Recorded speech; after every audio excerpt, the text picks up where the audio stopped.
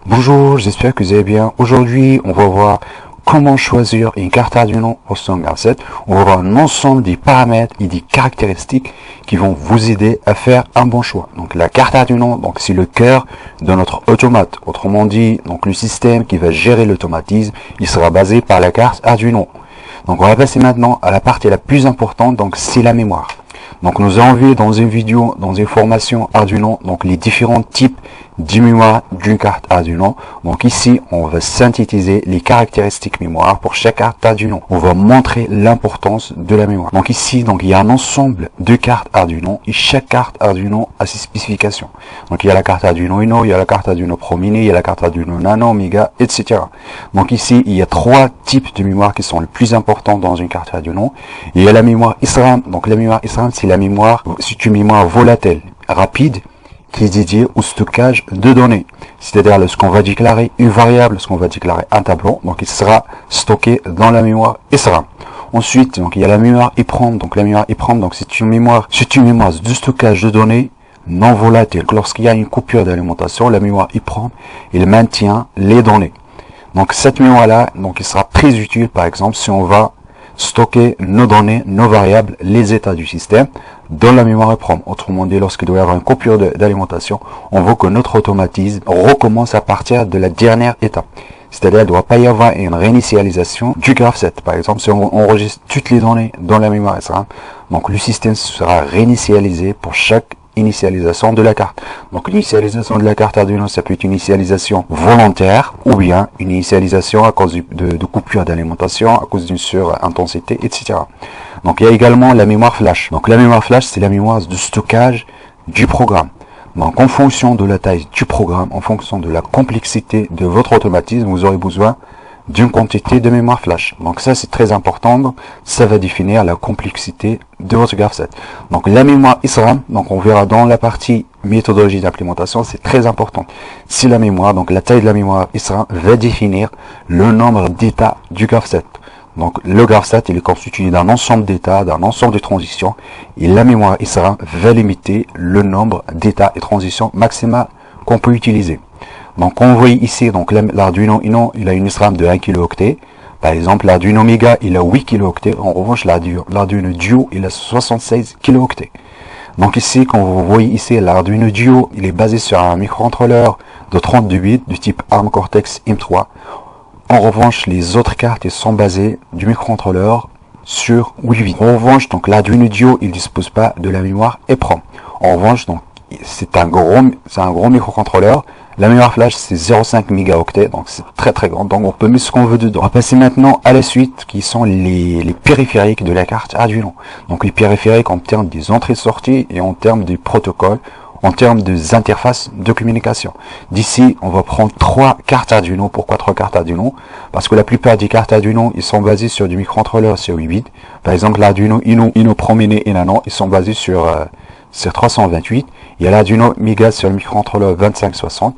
Après l'Arduino Duo sur SAM3X8E. C'est-à-dire on a 3 types de microcontrôleurs.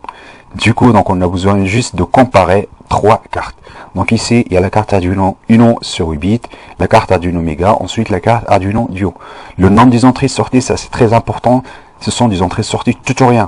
Donc c'est-à-dire, donc en fonction de votre automatisme, donc il doit y avoir un ensemble des entrées, c'est-à-dire un ensemble de détecteurs. Également, il y a des entrées-sorties analogiques. Ici, c'est du convertisseur analogique numérique. Donc ça, c'est très important. Il y a aussi le convertisseur numérique analogique.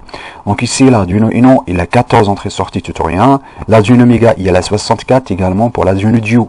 Donc concernant les convertisseurs analogiques numériques, c'est-à-dire les entrées analogiques, autrement dit les entrées qui viennent du capteur. Notre automatisme, il doit y avoir un ensemble de capteurs et un ensemble de détecteurs. Donc grâce aux convertisseurs aux entrées analogiques, donc on peut faire l'acquisition, on peut lire l'état du capteur. Donc les convertisseurs numériques analogiques sont importants lorsqu'on va faire l'asservissement. Par exemple, on va faire l'asservissement de la température, l'asservissement de la vitesse, l'asservissement de la pression, etc. Dans ce cas-là, on aura besoin du convertisseur numérique analogique. Il y a également les périphériques de communication. Donc il y a un ensemble de périphériques de communication. Ici, il y a la liaison UART, la liaison I2C, la liaison SP. Ce sont des communications serrées. Ça va vous permettre de communiquer Soit si vous avez besoin par exemple de faire communiquer, de surveiller une machine, dans ce cas-là, vous avez besoin d'un protocole de communication. Et là, vous pouvez utiliser un protocole de communication, par exemple pour envoyer les états de la machine à la salle de supervision. On va voir quelques notes qui sont les plus importantes, c'est l'intensité maximale des entrées-sorties. Concernant les cartes qui sont basées sur le microcontrôleur 8 bits, donc ici, l'intensité, c'est 40 mA. C'est-à-dire, donc on n'a pas le droit de contrôler, par exemple, une carte relais, ça peut être un actionneur, donc il ne faut pas que ça dépasse 40 mA. En revanche, pour l'Arduino Duo, donc l'Arduino Duo, donc c'est un processeur de 32 bits. En revanche, donc les entrées-sorties, ils sont limités à 15 mA. Donc c'est très important. Donc la carte Arduino Duo, donc il a une fréquence d'horloge de 84 MHz, contrairement aux microcontrôleurs de 8 bits qui sont de 16 MHz. Il y a environ un rapport de 5 concernant la vitesse, la rapidité d'exécution des instructions. De plus, donc l'Arduino Duo, donc c'est un processeur de 32 bits. Les autres microcontrôleurs, c'est de 8 bits. Donc il y a un rapport de 4. Donc le bus de données, c'est 32 bits. Donc c'est beaucoup plus rapide. Donc en revanche, donc la limitation de l'Arduino Duo, donc il faut faire attention, c'est le courant maximal 10 pins. Le courant maximal 10 pins de sortie, c'est très important lorsqu'on va gérer les actionneurs. Par exemple, lorsqu'on va contrôler une carte relais.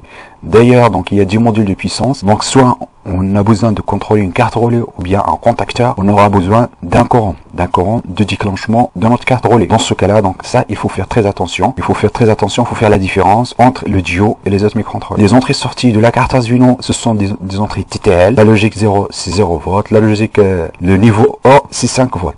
En revanche, lorsqu'on va commander une machine, ça peut être une machine monophasée, ça peut être une machine triphasée, ça peut être une machine polyphase. Dans ce cas-là, on a besoin d'une interface, d'une carte d'interface qui va convertir de 0,5 volts par exemple à une commande. Ça peut être une commande par exemple pour le contacteur, ça peut être une commande 24 volts, ça peut être 48 volts, ça peut être même 220 volts. Dans ce cas-là, donc il faut du modèle supplémentaire. Du coup, on aura besoin soit du carte relais, soit du carte contacteur. On verra dans la prochaine vidéo comment commander un contacteur ou bien comment commander une carte relais avec la carte Arduino. Donc on va faire les adaptations. L'adaptation sortie tutoriel Arduino vers la commande de la bobine du contacteur ou bien de la partie commande d'une carte relais. Je vous remercie de votre attention et à la prochaine vidéo.